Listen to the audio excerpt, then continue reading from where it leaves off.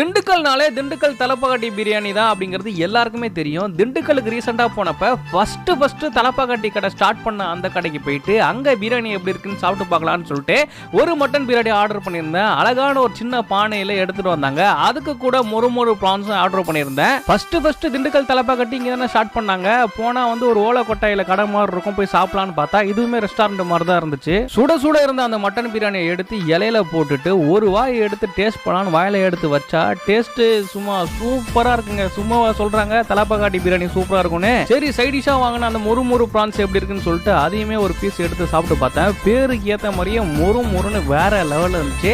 Best side dish பிரியாணிக்கு சாப்பிட்றதுக்கு. பிரியாணிக்கு அவங்க கூட கொடுத்துருந்த அந்த குழம்புலாம் போட்டு குழப்பி அடிச்சு பிரியாணியை கம்ப்ளீட் பண்ணியாச்சு. ஆனா என்னதான் இருந்தாலும் இந்த பாஸ்மதியில செய்யற பிரியாணியை நான் லைட்டா மிஸ் பண்ணேன். மொத்தமா பில்லு 550 ரூபாய்க்கு மேல வந்துச்சு. இதனாலதான் நான் பெரிய கடைக்கு போய் சாப்பிட்றதுல ரேட்டு கொஞ்சம் கம்மி பண்ணி வச்சீங்கன்னா நல்லா இருக்கும்.